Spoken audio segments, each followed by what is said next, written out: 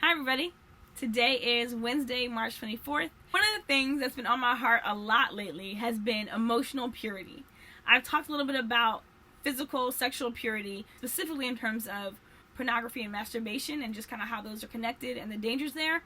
And I think I've talked a little bit about my past relationships where those were breaches of purity in terms of physical purity. But emotional purity is something that is very near and dear to my heart. And I don't have all the answers, but I'm going to just talk from what I've learned. We'll go from there. So when I think of emotional purity, I think of guarding your heart and honoring your relationship. So for instance, I am a single woman who desires to one day be married. While I'm single, I have to make sure that I'm not lusting after men now or even my future husband. Lust is not always like, oh, he's so handsome, or I can't stop thinking about him, or it's not always physical, but sometimes it's this idea of even lusting after what I think he would bring, right? Like if I think a husband would bring a sense of safety, I don't want to demean the person to only what he can provide for me emotionally. And I think that's a danger. If you recognize you're somebody who likes attention or who wrestles with a need for affirmation, and you just kind of find yourself around people who will fill that for you, you might be lusting that in those people, right? I can say all day, like I'm believing God for a husband, but the reality is I may not get married. Like that, it just may not happen, and that has to be okay. Like that, there has to be a place where I'm fully satisfied in God, and that's okay. Not because God doesn't answer prayer, but because maybe there's something that He wants for me to accomplish single for the rest of my life here, And I don't like that idea necessarily, but part of being a Christian is, God, I trust you with my life. If I do get married, part of my prayer is for my husband and for myself to be guarding our hearts now and to be aware of even emotional purity. So for instance, as a young Christian girl who was fighting for purity and very sheltered, I had this unease around like my male peers who weren't in that same boat.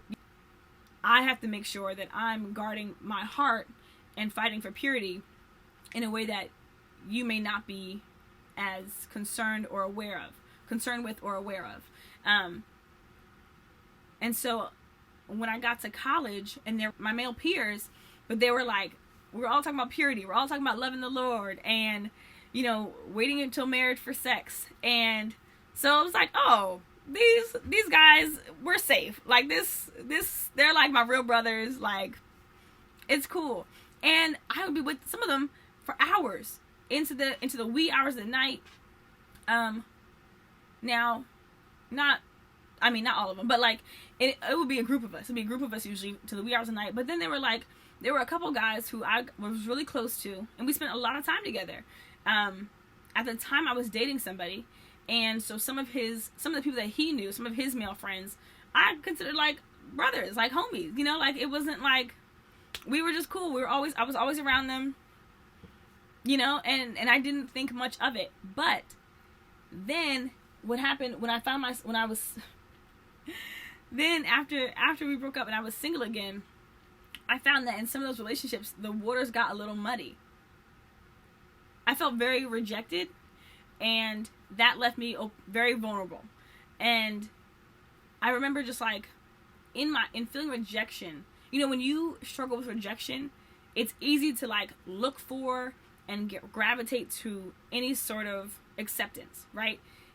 So for me, because I felt very rejected and I felt embarrassed and hurt, it was easy to like gravitate to people who just like, just loved me and were my homies. And so there's one guy who had always been a buddy to me, and even like in going through that breakup was just so sweet and so caring, and was always a listening ear and kind of understood what I was going through and was just very patient with me and kind. But then I found myself like, do I like this guy? Am I attracted to him? Like, he's so nice. And I've been guilty of like the nice guy thing where it's like, oh, he's really nice, like he's a great guy, and then and totally like emotions just gone. And it was not good. It was very messy. And it took me a while to realize, like, I was wrong. I didn't have good boundaries with him. And because of that, my affection started to change and shift. And it was like, instead of having boundaries where, okay, this is clear what's happening here, things got very fluid on my end. And it was either my senior year of college or right after. I was hanging out with one of my guy friends from college, and I went to his parents' house just to hang out, say hi. It may have been his birthday or something. And I ended up staying the night. And I don't think it was planned, but I just stayed over because it was late and I'd driven a while. And we ended up watching a movie in the same room. And I fell asleep. I don't even remember falling asleep, but I remember waking up that morning and the TV's on and my friend is next to me. And that was I remember being there like, what is happening? Like, this is weird. And to me, that was a very big deal because I never had woken up next to a man. I don't have brothers. I didn't have close guy friends. And like I said, my pre-college, my male friends, I kept at a certain distance because of boundaries. But in college, those boundaries like went out the window. You know, we're hanging out all hours. It just kind of seems very normal. But I remember that moment because I was like, I'm playing a little loosey-goosey with these boundaries. And it's dangerous. And from there, I honestly didn't like sharpen up my boundaries and say, oh, never mind, never again. They got even looser. Not with the same guy, not with the same friend. With that friend, I think that did become a line in the sand where I was like, okay, this is dangerous. And then from then I ended up dating somebody else. But it was a similar situation where it was another guy friend who there was this level of comfort and ease that opened us up to like just not having good boundaries. So I still have to say, try to be very aware of boundaries with men. Some say it's like too much, like I go overboard, but I would rather go overboard than to be too loose because I've seen myself too loose and I'm not going back there. So I would rather overcorrect. I'm just not going to risk my relationships now with my male friends. I'm not going to risk anything that could ever pop off and become a distraction or detriment to my relationship with God. And then I'm not going to risk my relationship with my husband. I've experienced sitting down and telling somebody my sexual history, and it was embarrassing and hard and sad. And when I sit down with my husband, I don't want it like what I already have to tell him, I'm not looking forward to. I don't want any more stories. I don't want anything else to have to tell him. Like, I just don't. What I did, and I've learned from my mistakes, and I'm not going back. But yeah, I look forward to doing cutesy things with my husband, and having pet names, and holding hands, and kissing, and cuddling on a couch, and I want to save all of those emotions and all that affection for him. And so I don't even like those are some boundaries I have now with if a guy were to ask me out or if someone were to be pursuing me. Those are things that I'm saving for marriage. And again, people think that that's uptight and that's like too much, but I would rather be uptight and too much in terms of my boundaries than to be loose with it because I just refuse to go back there. Be tighter. When we were younger, we had this male youth leader we were very close to. Something was happening. We were somewhere late, and it was just a few of us there. And she said something about not letting your good be spoken evil of. Not ours, but his. So with this male youth leader we were close to, and she said she didn't want his good being spoken evil of.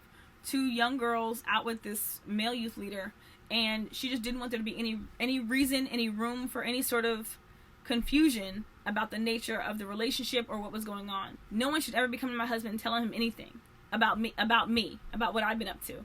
And if someone did, he should have total like, no, there's no way.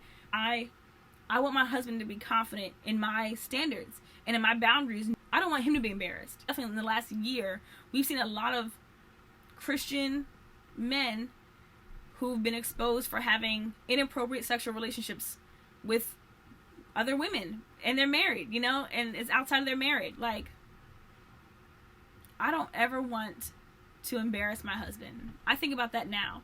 I don't ever want to embarrass my husband. I'm excited about who he is, and I want him to be excited about marrying me. You know, honoring my husband does not start when we say I do.